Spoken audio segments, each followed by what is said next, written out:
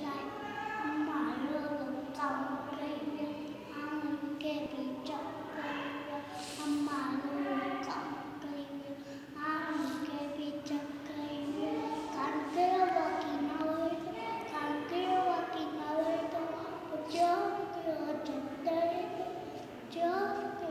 chete itu amma lulu kan ăn kê bị chặt cây bà ơi cây tổ phơi tổ bà ơi cây tổ phơi tổ cái mu sản cây tổ